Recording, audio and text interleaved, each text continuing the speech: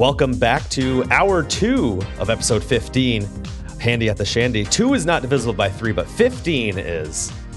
And 3 means me, Table James Games, as your quarterback still for this episode 15. Somehow you're managing to make it more confusing each time. Yeah. That's the point. And in this hour, we are going to be going over some listener questions, along with some quickfire topics and Jack's upcoming trip. Here's a question for you guys. This is like a listener question, except it's just me. Are you a listener? I listen more than most people, certainly. That's true. Do you guys ever get like confused when you're at a Vegas hotel that doesn't pad their room numbers at all? So you're at like the Palazzo, which is at like one of the tallest buildings in Vegas, and the room numbers only go up to like 50. And then you go to the Cosmo and things are like the 70s or 80s because they can just slap whatever number they want on any floor. But while we were on a break that you guys didn't get to hear, James was talking about like getting a penthouse at Bellagio. And it's always like remarkable to me that the Bellagio rooms like cap out at like 32, like the 32nd floor or something like that. You know, I never really thought about that in Vegas, but in another gambling destination that might be in a city on the Atlantic that I was at recently, in one of the towers in Caesars, we were in Nobu, and it was some ridiculous high number. I forget, like 40s or 50s. And I'm like, there's no way there's that many floors on this fucking casino. So yeah, it doesn't confuse me. I don't think I've ever been confused, but it did pique my interest. I'm often confused going the other way. Like when I see the like 90th floor at like Horseshoe or whatever, I'm like, okay, that doesn't confuse me. I understand that. But then when I go to an actual building that they're not cheating, I'm always like, I have to do a double take. I love how they skip all the unlucky numbers, right? Like 13 or 4. Anything with 4 or 40 or... Right. Mm-hmm.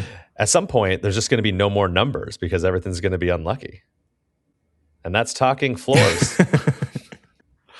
So we got a listener question from the one and only Timothy Lawson from The Better Life. And this came to me directly as a voicemail.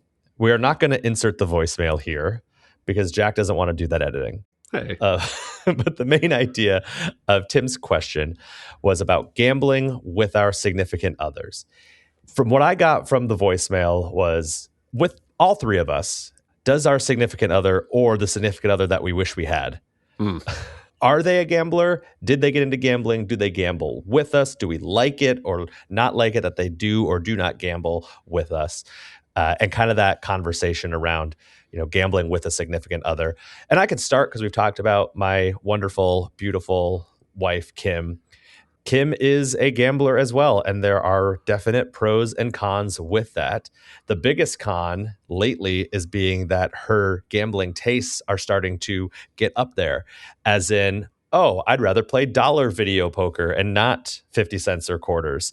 And I'd like to play craps when you play craps as well at this $25 table. So it's becoming, our losses are doubled and we don't win. So it's not like our wins are doubled either.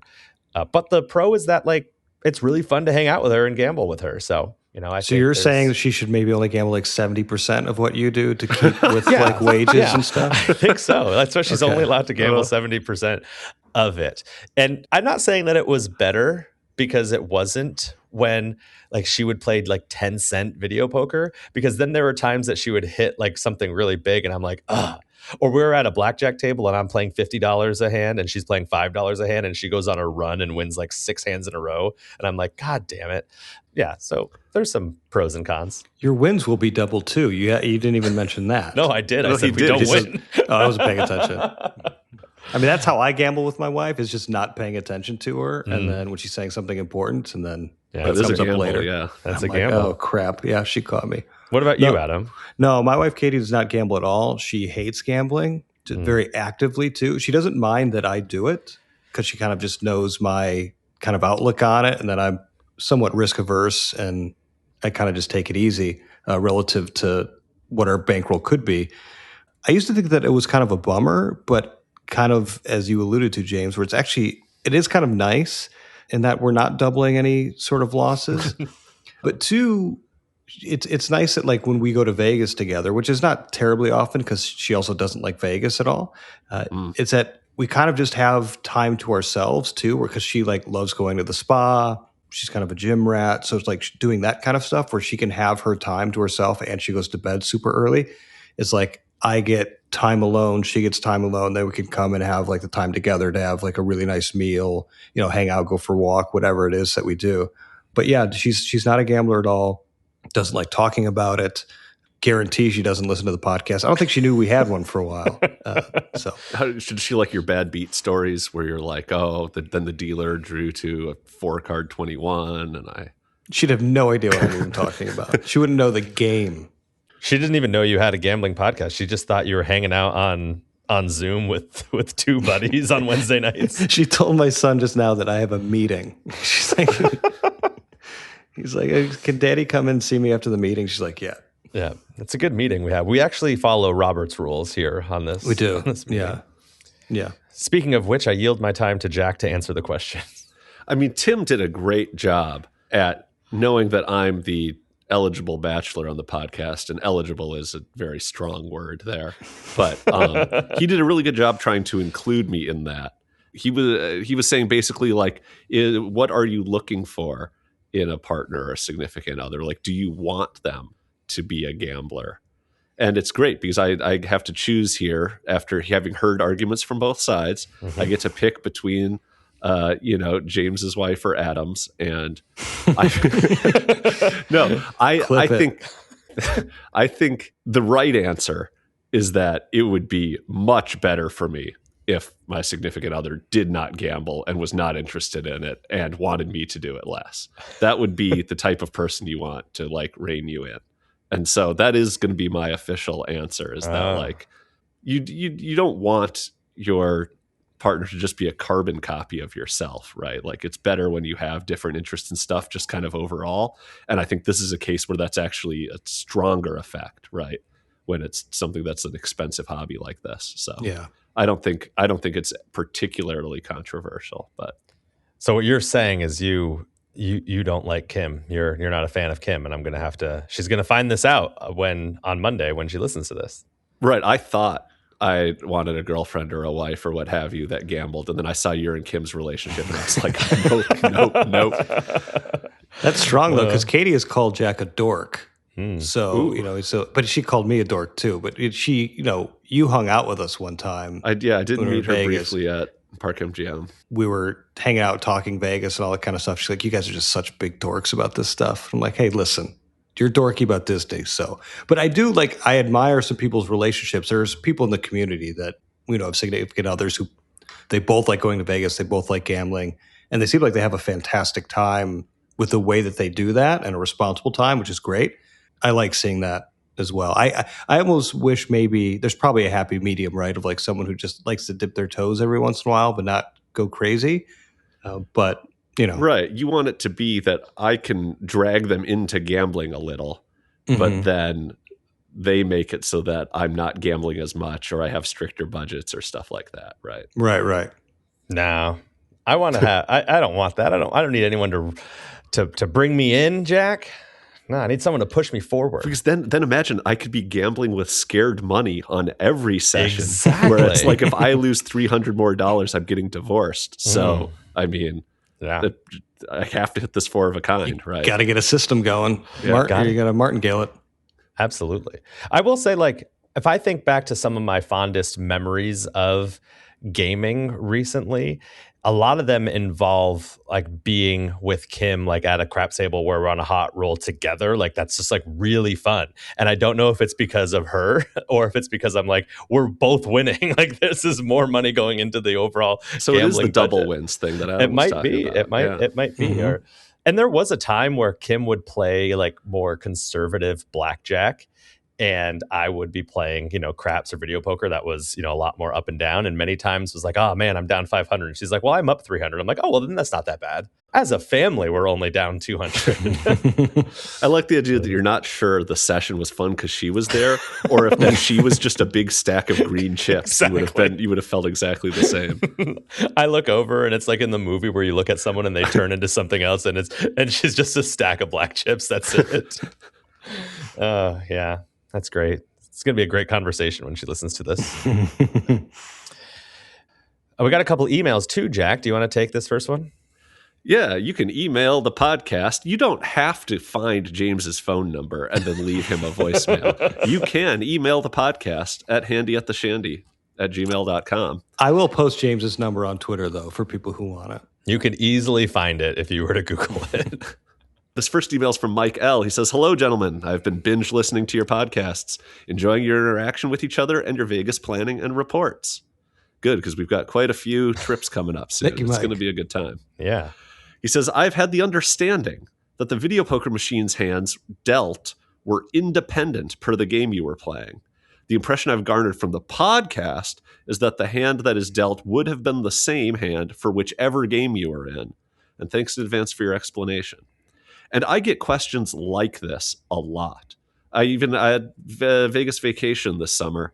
I had someone ask, like, do you know if when you're playing video poker and you've been dealt your 5 cards, are the remaining 47 cards, are they already shuffled and they're going to come out in a certain order with the ones that are on top of the deck already when you hit draw to get your final hand? Or is it randomly determined at the time you hit draw and those new cards get dealt out? Are they dealt randomly then? And my answer to that is that it not only doesn't matter, but it can't matter. And because it can't matter, you probably should rethink why you're asking that sort of question, right? And I'm So not don't necessarily email us saying again, this, Mike. No, I was going to say, I'm not necessarily saying this to Mike's question, because I think there is kind of a nuance with the way Mike is talking about, like, oh, the hand you would have been dealt, that I'll get into in kind of a second bit here. It is a because good I do think it's it's an interesting thing I've talked about. I was just kidding, Mike. But to that first part, though, when people say, like, when you take something that's completely random and you try to ask, oh, well, in which way is it completely random? The answer is always it doesn't matter, right? And the way I try to put it is, like, if I came up to you while you were playing video poker and I was like, listen, I programmed this video poker machine myself. I work for IGT, and I made it so that the hand is already predetermined in the sense that the deck was shuffled and it's just whatever the order was in when you first hit deal. And then another copy of me comes up to you from the other side and says, no, that's my evil twin, and he's lying to you. You know, we're like, one of us always lies, the other always tells the truth. He's the liar. I program the machine, and it's completely random up until the point where you hit that draw button for the second time, and then it decides what cards you're going to get. And then you're like in one of those classic movie situations where you've got like a pistol and you're looking back and forth between two clones, and you're like, which one's the real one? Who do I shoot? Because I like in this hypothetical scenario, you have to shoot one of us, obviously. Yeah, this took a turn. But anyways, the point I would say is that there is no experiment you can do. There is nothing you could do to determine which one of us was telling the truth. It could be randomly determined at one point or randomly determined at a different point, and it just simply doesn't matter. Wouldn't it be good, not good, but wouldn't it be interesting to know? See, I think it isn't. And the reason I don't find it really interesting to know is because it leans into a lot of the reasons that people ask about randomness is because they want to find something they can control in it. Like when people learn, like, oh, craps is random because you're rolling these dice, they think, oh, well, how can I influence that? But then when people try to do that for machine play, the way that they think they're influencing it is by like having better timing pressing the button or something like that, which A, doesn't exist. B, it's kind of foolhardy to think about it that way. Like in my favorite Louis Theroux documentary about gambling in Vegas that I watch on the plane on every flight to Vegas, Louis is asking one of the high rollers, he says, is there any skill to this slot machine you're playing? Is there any skill to it? And the guy goes, oh no, it's all luck and timing. And even that distinction that he thinks it's both luck and timing, when in reality it's just luck, and he has some concept of timing that he views as different from luck. I don't know. It really breaks my brain when people try to think about the way that like slot machines and random number generators and that stuff work and try to like make sense of something that we just know is truly random. Do you think of it the same way as like, you know, there are slot bonuses where you can actually like touch the screen and pick the options, right? Do you think of that the same way? Because there's certainly machines where it doesn't matter.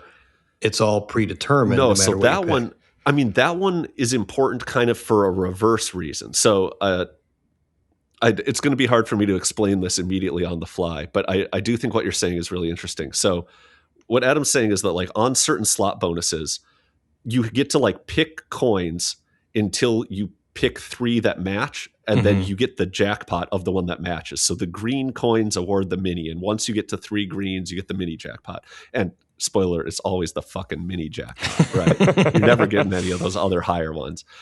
I think it's important to know the difference between those predetermined ones because they're not random. They're showing you outcomes that you were not actually capable of getting. When the first 2 clicks you do turn over grand coins, there's not a third grand coin in there for you to find.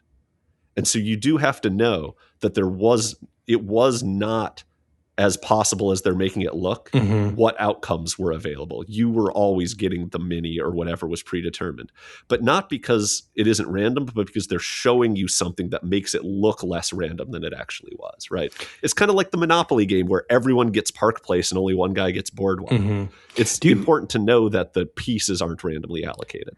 Do you feel that's problematic at all? I don't know. I feel like there's enough things like that in slot machines that's maybe one of the least problematic because it's so brazen. But I think in general, slot machines, it'd be very cool if they were like video poker machines in that like all the possible outcomes in some sense were just as likely at each turn. Whereas in that game, you turn over 2 coins that say grand on them, and you know that the probability of there being a third one is way, way lower than the probability of there having been that second one you just got. Right. So getting back to Mike's question or his observation of the way that we talk about video poker on the podcast, I think what he's getting at is at times we'll say something like, man, I got dealt 4 aces with a 2 playing bonus poker. But if I was playing double bonus, it would have been 2,000 coins instead of 400 coins. And I don't think we're saying on this podcast that 100% for sure that if I moved over to that game and there was an alternate reality where I played the exact number of hands, et cetera, that thing was going to come up. I don't think that's what we're saying. It's really just saying that, well, if this outcome that just came up did come up when I was doing something else, then this is what would have happened. And I think it's a fun way, again, fun or hitting yourself in the face of saying like, I should have been doing that. But I don't think we're saying that's the way that the machines are programmed. It's just the way we're mentally programmed to see those patterns and then have that kind of wish that we were doing something else.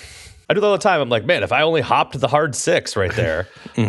Yeah, it's one of those things where like, for counterfactual sentences like that, where you say, oh, if I had played the hard 6 on that roll, I would have made money, or whatever sort of sentence you're saying. For those to make sense, you have to hold something constant, like the roll that happened, because it would be kind of annoying to be like thinking about throwing out a hard 6 hopping, and then be like, no, I guess I won't hop it, and then it hits, and you turn to your buddy and you say, I should have bet it. It would have won. And he says, well, technically, it wouldn't have won because once you threw it in, the dice would have been passed at a different time and it would have been a different result. And you're like, well, that's not what I was saying, right? Like, and so, I do that all the time where I use the hand that did come up as a proxy for the hand that would have come up in some other scenario, right?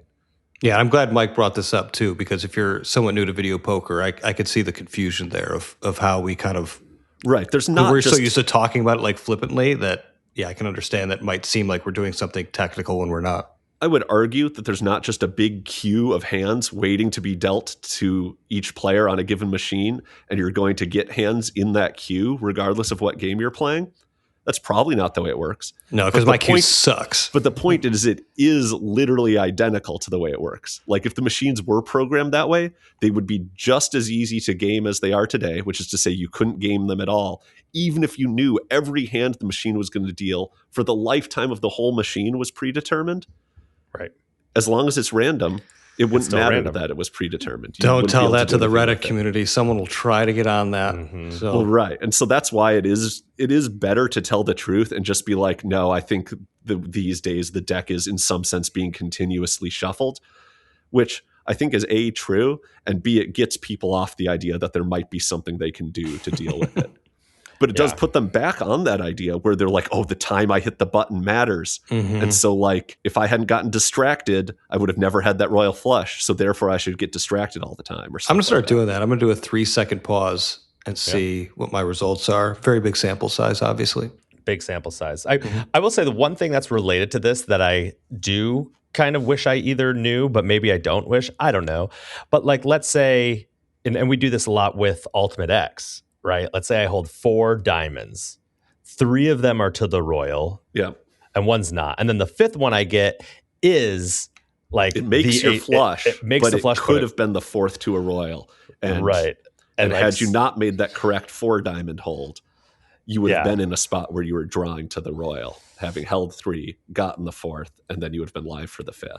And knowing if either one, right, if it's continuously shuffling, then if I would not have held that 4th card, then it wouldn't have mattered because the other one came up, right? Or is it already predetermined? So like, oh man, it would have been the royal. See, I just treat it like it's predetermined. I think that's the smartest way to make these types of claims, where you say, if I had made the other hold, I would have been drawn live for the royal. I think that's a perfectly reasonable thing to say. And it doesn't really matter the way the machine is programmed, because the result you did get is a really good proxy for the result you would have gotten, right? It's as good as any other result, right? And honestly, it's better that way mentally, I think, because that only happens a few times. Whereas if it was the random number generator going over and over and over again, then every single time you have to say, oh, well, if I would have done this, then this would have happened. So yeah, I agree. Yeah, very rarely does someone like order a bourbon and then hit play and get dealt like king high and then hit nothing and then say, God, if I had ordered a scotch, that would have been a royal, right? Like you don't see it when it happens the other way, right? Yeah. No, that's a really good question. Really good conversation. Thank you, Mike. We got another email. This one from Kenny. 3 parts. I'll read the first part. Go ahead, James. Jack has mentioned that he likes to book a private car for transportation from the airport. Do you have any recommendations on the best way to go about booking one? Is it as simple as finding a private car service with good reviews online? And I don't know, maybe is this something that we should be plugging? What are we plugging? What are we plugging? Today we're plugging Captain, spelled Kaptyn, in the time-honored millennial tradition of making things impossible to spell. They're a transportation company that bought out like the 2 biggest limo companies in Vegas. They bought out Bell Transportation and Presidential Limo. I think they've since sold Bell back off, or it's spun back off, but they still own Presidential. And so I just booked through them because I knew that kind of the 2 most reputable limo companies were already under their umbrella. And they were kind of like the new, slightly sleeker, slightly more Uber looking way of booking a car. Whereas like at the time this purchase was made, Bell Trans and Presidential Limo had like the shadiest 1998 looking websites you ever seen. The fact that like someone was kind of buying them and modernizing them actually made it really easy for me to pick Captain as the one I wanted to go with. But I think in general, yeah, if they're well reviewed, there will be a driver that picks you up at the airport, and that's really all you're asking for. Do you have to pay extra for someone to come inside and hold the sign with your name on it?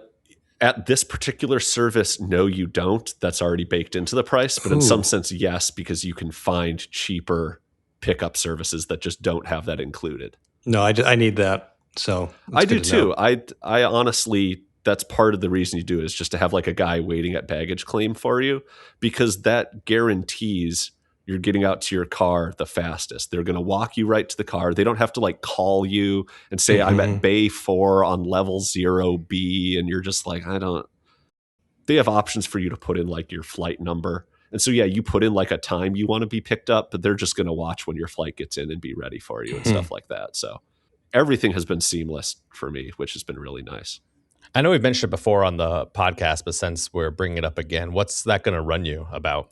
I'd say about $120, and then plus I'd probably tip like $20 on top of that. Yeah. But I think generally it does entitle you to the car for about an hour. So if you wanted to pick up like groceries, or they're always, and they have kickbacks with like various liquor stores and dispensaries and stuff.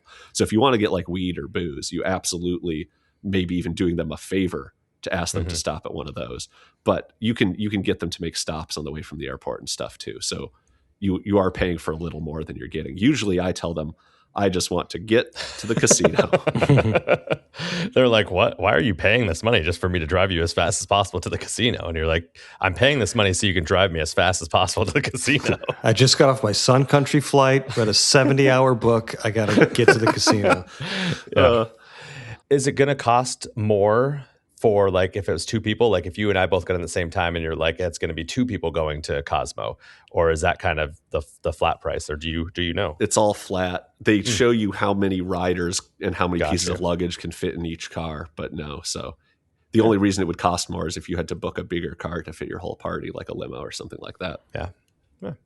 Well, maybe if you just played more, the casino would provide transportation. I think you got to play more than an extra $120 though. So you know how like everyone that drives faster than you is a maniac and everyone that drives slower than you is an idiot? Yeah. Like I feel that way about the way casino comps work. Like anyone that gets better comps than I do is just like some degenerate gambler who has way too much money and gambles way too much of it away. And anyone that gets worse comps than I do, it's like, what, do you even like play? It's like, I'm perfect. Well, the way I do it is the way you need to be doing it. Exactly. But it's, I mean, it is, you do really end up feeling that way. I feel like kind of like you do on the road. Yeah, no, I like that comparison. All right, Kenny's second question. What is a good way to quickly find the variation of video poker on a machine that's likely to have the best RTP out of all the games on that machine? Any rule of thumb I can rely on? I mean, is there a rule of thumb, or is it just knowing the games and the payback? Or is it just, do we have a resource that we can provide him? Yeah, Jack, do we have a resource that we could provide? Our podcast is a pretty good resource in the sense that we've always said, I think the three of us even at different times have just said, just play bonus poker. If you're not willing to do the like super extra work of knowing what the default pay table is for every game and do the little math based on the pay table you're seeing and comparing it to like the optimal, if you're not willing to do that for each game, then just go play bonus poker, because Which is what I'm not best. willing to do that. So that's why I do it. You're not willing to look at the pay table for the game you're currently playing. No, absolutely not. So yeah, I would say just play bonus poker, and in most cases, it's going to be the highest RTP on a given machine. And if you want to do more research, you could go to vpfree2.com, search for that casino, and it'll kind of show you where the better games are. I mean, most games are going to be so close, right? That, you know, perhaps the opportunity cost that we talked about before of doing all that research might not even be worth it. It is a good resource, though, even if you're going to use it like in casino, to just scan and be like, and it gives you a good sense of like, oh, what are the good pay tables looking like for these different games? Right. And the one rule of thumb is don't play at Caesars properties. That's a great rule of thumb. Mm-hmm. Or the Strip, or really downtown anymore. Or really don't play is what don't play under $5 a hand.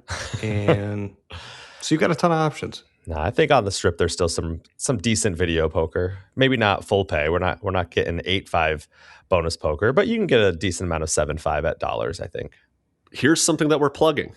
I was doing a quick search there. I heard clicking in the background. Yeah, the audience very hopefully didn't hear me furiously typing.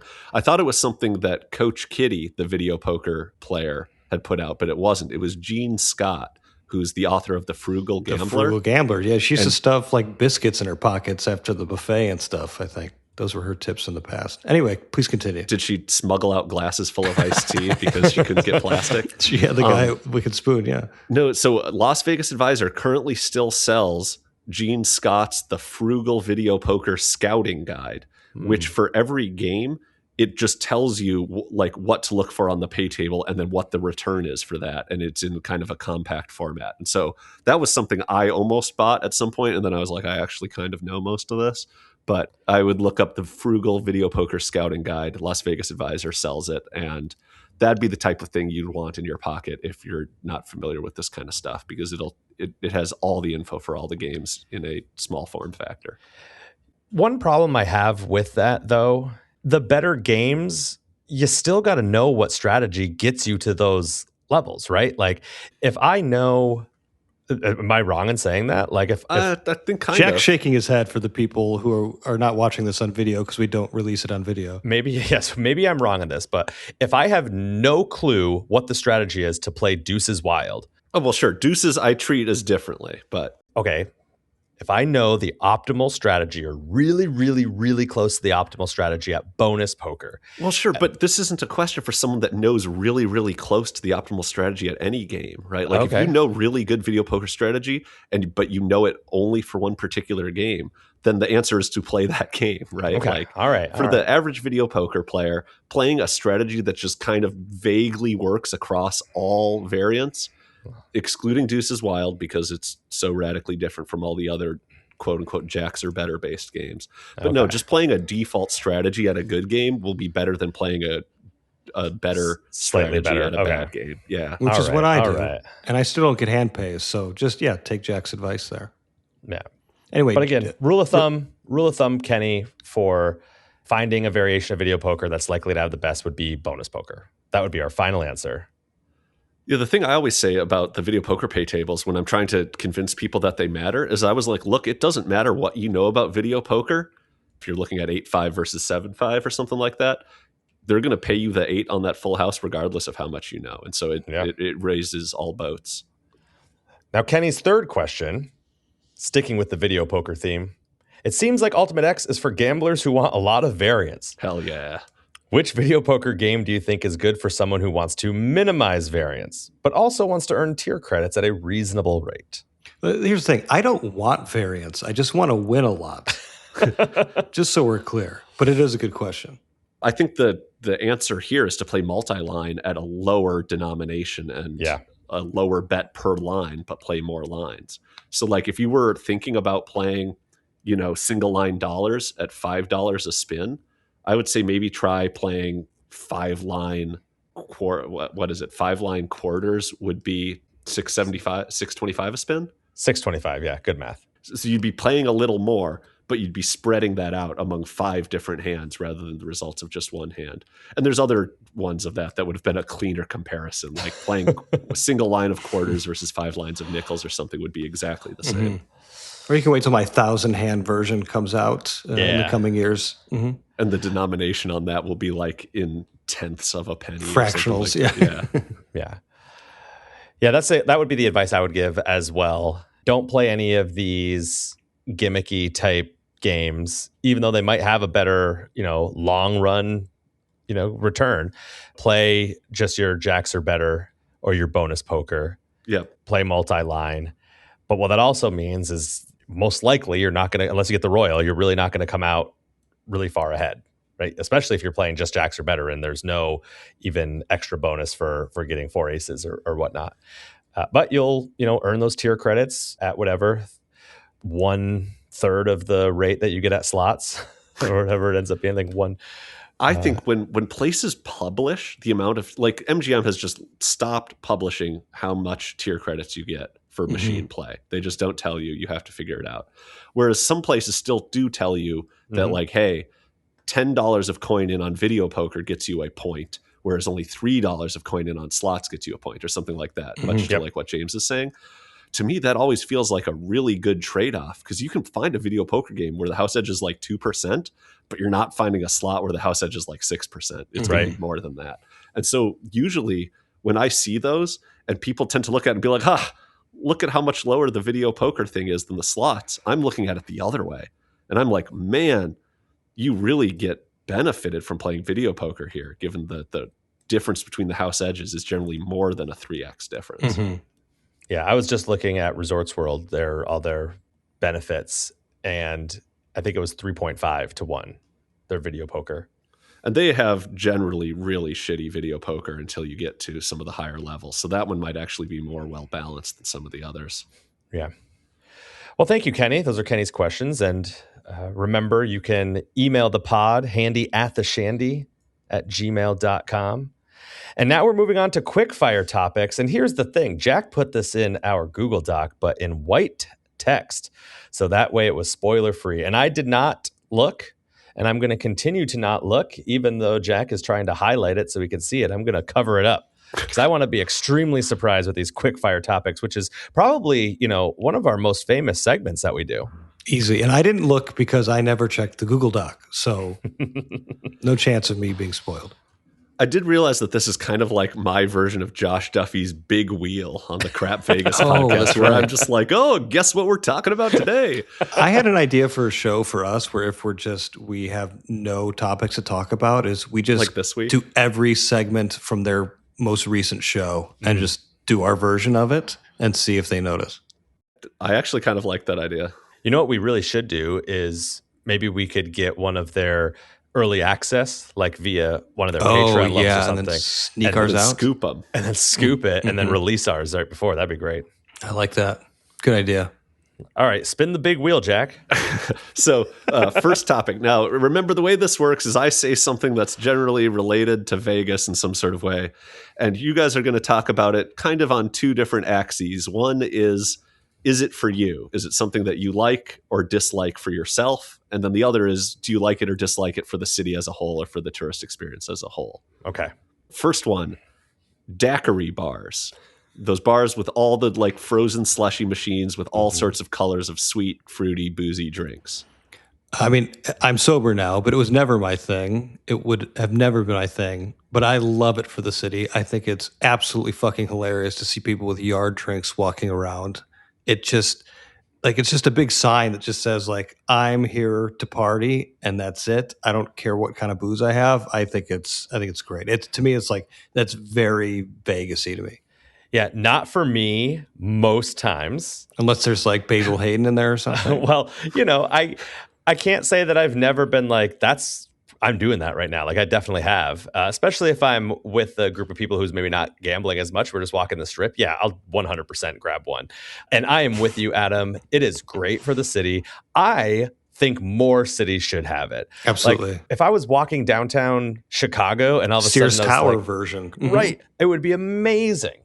So I not only think it's good for Vegas, I think it's good for anywhere. They should probably have them at middle schools without the booze, but just like, I think it's great how much the Fremont Street experience has leaned into every casino just having a big outdoor slushy bar. Yeah. It all just has the same stuff. But so, I mean, clearly it's not for the three of us to have it. What drink could be in there that would make you buy it?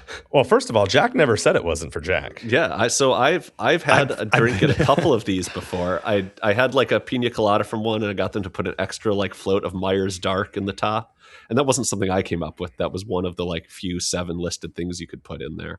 And they put like a little test tube kind of submerged in the top, kind of like like when they have like hot sauce in your Bloody Mary or something like that. Mm-hmm. Yeah, but I'm not talking about like a little daiquiri in a nice little plastic cup. I'm talking about like a yard drink in like one of those inverted beakers. I've gotten a yard drink before, and that was at the Taco Bell Cantina. I got the Baja Blast boozy smoothie yard with an extra shot of tequila. So that's what you would get. I got it. And then I took it in a cab down to Main Street Station and played the don't.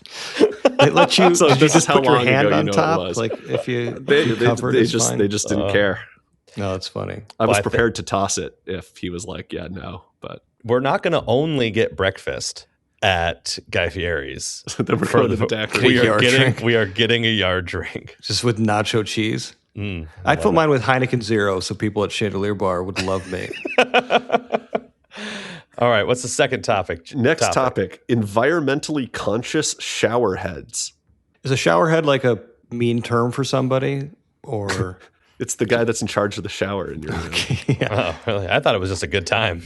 So I mean, is this a modest trickle? Is that what we're talking about? I think in general, a lot of Vegas casinos in the last like 10 years have drastically reduced the amount of water that their showers use. And I want to know how you guys feel about that. Well, I don't think care. Go ahead. I believe we have 3 very different heads of hair. And so there's going to be a ranking of who we do have like as the Homo sapien, like, you know what I mean? Like, the evolution of evolution of hair. Yeah. Because there's rarely been a time that I've been in a shower and been like, man, this is not doing it for me on the water pressure / how much water they're using. But I'm also I don't have these luscious locks like Jack does, where you probably need some good pressure to get in there and get that conditioner out. So it doesn't really bother me either way. Yeah, I'm getting to the phase now where I'm like, do I just use soap now instead of shampoo? Like, that's where I'm at. I will say that Fontainebleau does not care. Their water pressure is like they're trying to blast the shower out of the atmosphere. It is intense. It's like a power washer, like literally. I would say I don't mind because I know what the city is going through in terms of water. They're having all sorts of water issues in Las Vegas. It's a desert. I don't mind if they do what they need to do in terms of shower heads, but yeah, I haven't run into any issues either. My take on it is that I don't know why they're so drastically different.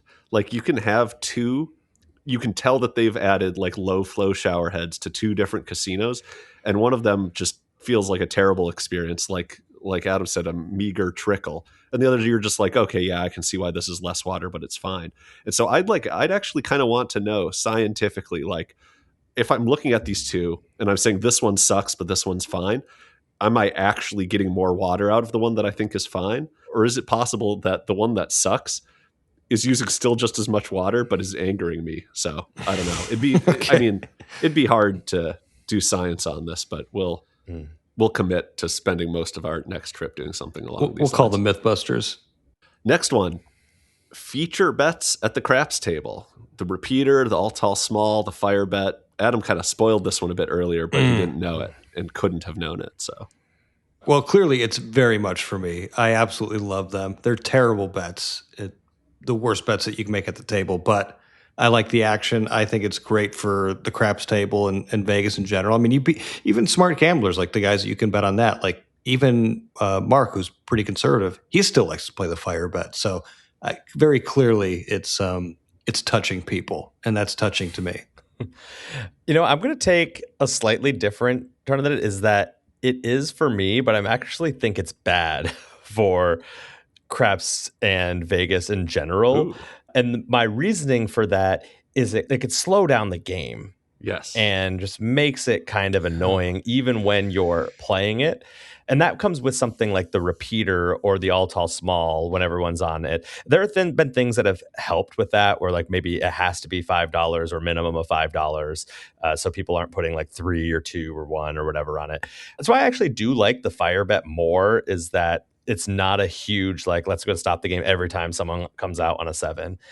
Now, is it good for the casinos? Obviously, it's 20% house edge or more, right? Then so that's good for their bottom line. But I don't know if I would say it's good for Vegas in general. It's just, you just sound like someone who didn't play it, and now you're upset that you didn't win it like the rest of us did.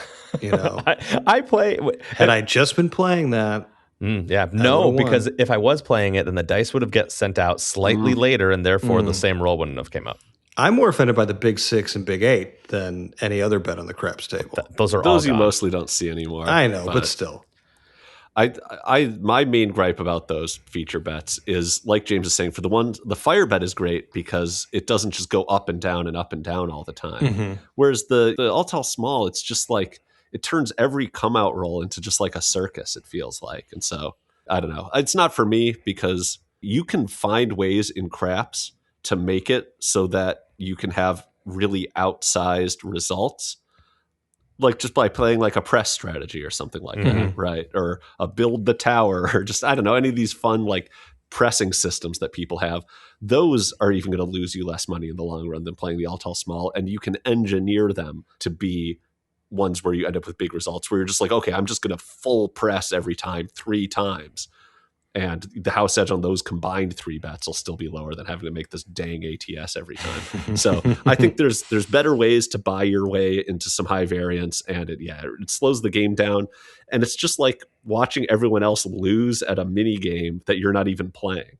Because sure, when they hit it, it's kind of fun, and the whole table kind of gets excited, and I do enjoy that. I don't get any sour grapesy about it, but I kind of have the opposite effect, where if everyone's just getting their ass kicked by this bonus bet, and I'm not even playing it, you're just kind of like, oh, this is ruining the mood, and for what?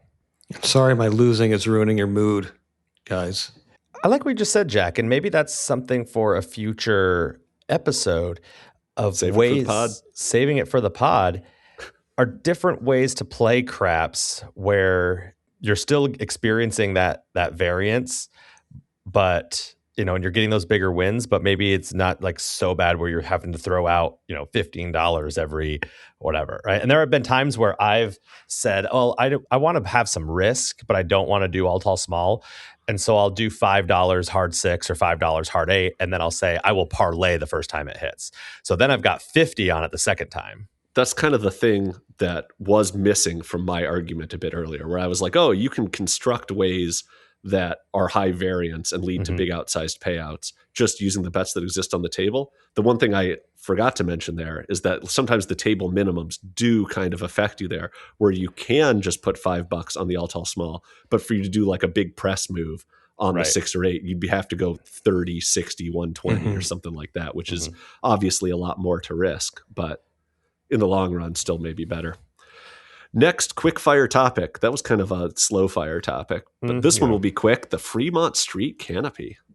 Oh, big no from me. I think it takes away from the entire just view of that whole street and all the neon and stuff. I'm not a big fan of it. Yeah, I'm not a big fan of it. I mean, I'll go. I think it's great for like first time going, right? It's the first time you ever see it. Oh, we're going to go down. We're going to see the whole experience. We're going to see the lasers or whatever, right? But then after that, it's like, man, I really wish it wasn't here. I'm always telling my friends that haven't been to Vegas before, like, you got to come downtown. We got to go see the lasers. The laser show. Oh my gosh. No, I'm gonna push back on both of you. I think the canopy is great. I know that there's people talk about, it makes it so that downtown Vegas isn't what it used to be, but the buildings in downtown Vegas are not pleasant looking hotels. They're all just kind of like concrete monolith looking things. There's nothing really to see. Yeah, there could be some better neon signage and stuff, but the signs all basically fit under the canopy and you get to see it. I think the light show is great. I think the like timed light shows they do with music and stuff every hour is a great thing. And I think it's necessary in the summer to keep the heat off everyone. So even if you didn't have that, no one would be able to be outside kind of in that area in some of the summer heat without something like that giving all the shade. It's probably the strongest argument. Even if it didn't have the lights and stuff on it, which are a huge plus, it makes it so that that pedestrian mall is usable by pedestrians that aren't just transient between casino to casino. So yeah, you need that big ball kiosk there. That really sets the tone for Fremont Street. Last one, the Deuce. And I'm, of course, talking about the double-decker bus that runs up and down the Vegas Strip and stops every 18 feet to pick people up and drop them off. Don't they have an express one? No spoilers about, there's the SDX. I don't know if that still exists, the Strip Downtown Express. But I think that's, in some sense, a categorically different bus than the Deuce. But I've talked too much already. Go ahead. I have never ridden the Deuce, and I will never see myself doing it either. So I guess not for me. I am very pro more public transportation. So obviously I think it's good for the city and cities to have buses and bus systems. Maybe I'm just a little too bougie where I don't want to kind of figure it out of, I got to go here, we're going to stop here, whatever, when I can just fire up an Uber. So yeah, not for me, but I'm great for it to be in the city. Yeah, I did it many, many years ago just to say that I did it. It was completely fine, but like you said, it made so many stops that it just took forever. And I think right now with Uber and all the ride shares, like if you have multiple people, it's not going to cost you too much more than the Deuce anyway to get to where you need to go. But I took it like way south. I mean, I was near like Mandalay Bay, rode it all the way downtown, and it was fine. It was perfectly safe, at least when I did it that one time at night. But not for me, but definitely much needed. I think people on a budget could take advantage of it because there is one that I think goes from the airport to downtown too. That's pretty convenient. Yeah, I think I echo most of your guys' sentiment on this one. I've never taken it. I feel like it's the only bus that's guaranteed to be slower than walking, so that makes it already kind of straight out for me. But yeah, I think we covered what needs to be covered on. We're pro Deuce. The Deuce. Yeah. I mean, the name, you have to admit that they killed it with the double-decker naming strategy there. Absolutely. I literally didn't put that together until now, so I appreciate you saying that. And that's Talking the Deuce. All right, we have some upcoming trips to Vegas. Yes, to Vegas, because this is a Vegas podcast. Jack, you're gonna be out there the week that this drops, right?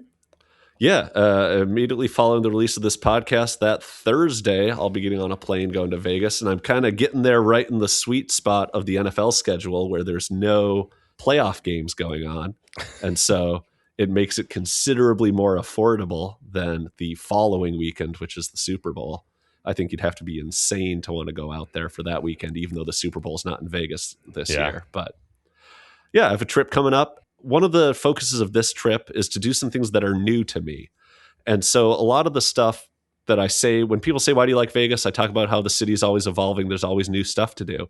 And I think I have to make good on that by actually doing some of the new stuff that I say that I want to do. And so we kind of talked about this a bit on our what do we want to do in 2026, but some things that are going to be new to me. I'm going to go to a Vegas Knights game with a couple of my buddies. I've nice. Cool. never been to T-Mobile for any reason.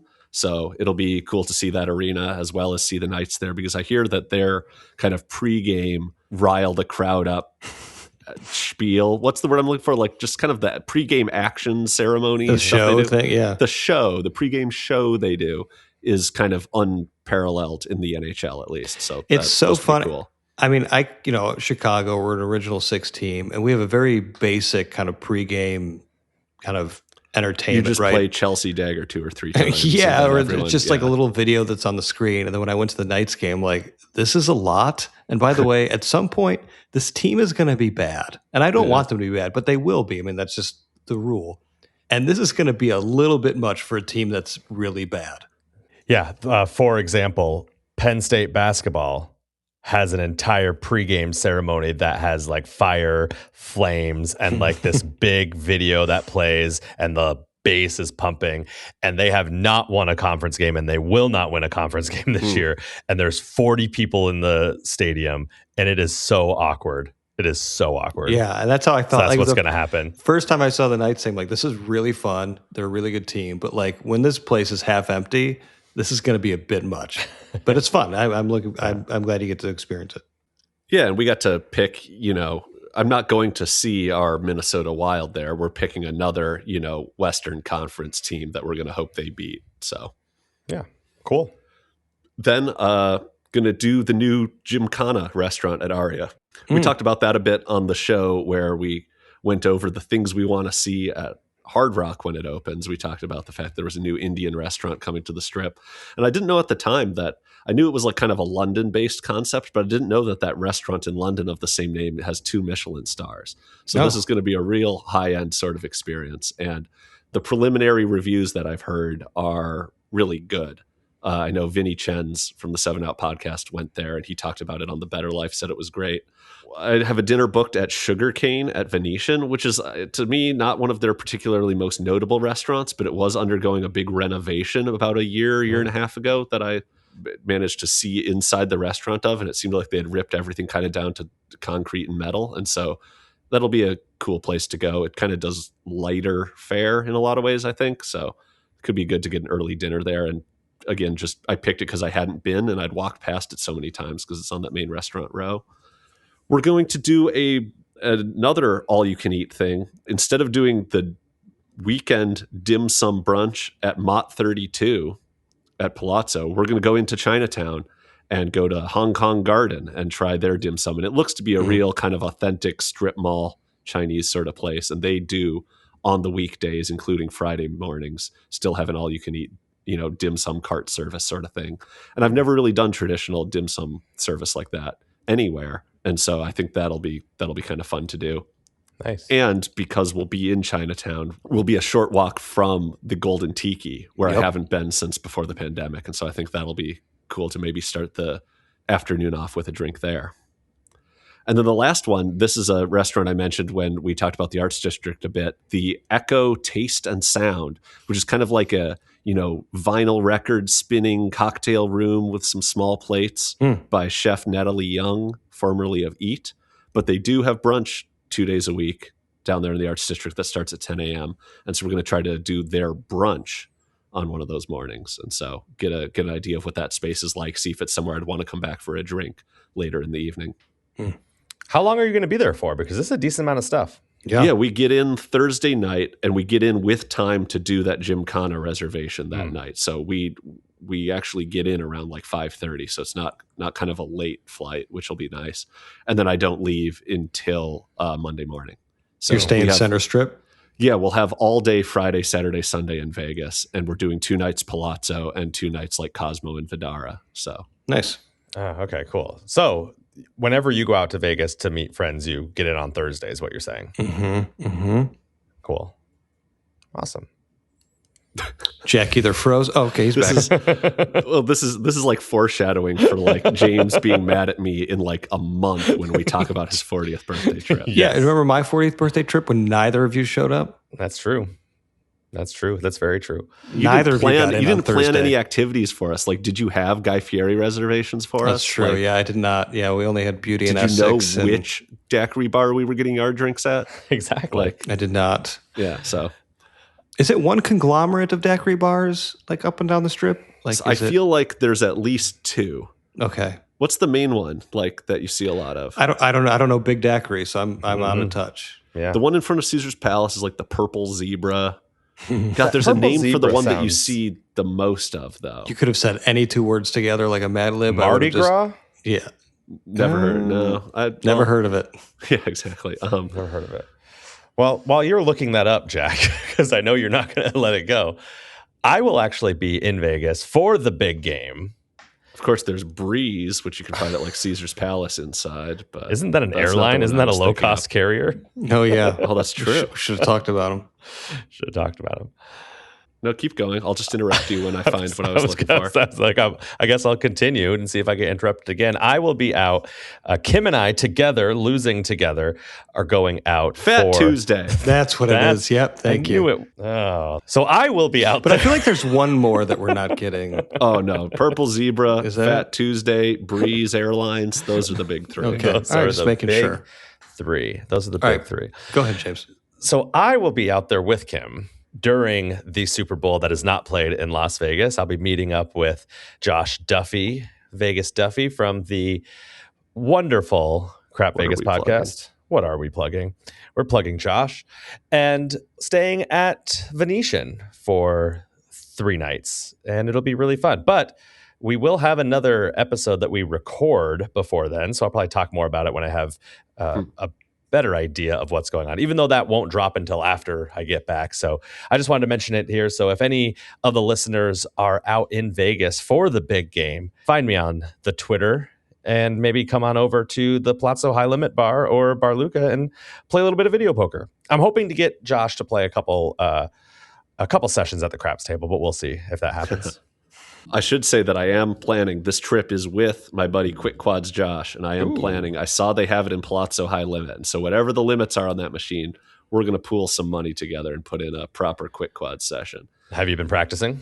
I did practice a bit. I played about 1,000 hands on videopoker.com of it, and I think I got most of the like basic egregious mistakes out of my system, but there's a lot to look for on that game. A reminder, Quick Quads is that one where if you have like 3 9s and then like a 7 and a 2, it counts as 4 9s because 7 plus 2 equals 9. So goofy. And not only do you get the weird way of hitting 4 of a kinds, but the 4 of a kinds also pay a little extra. The downside is I think I went like 850 hands without even getting a quick quad. Like I got some 4 of a kinds, but they weren't the fancy one that we're looking for. Right. So it could be a rough high limit session that we try there, but that'll be new to me. Is that single line?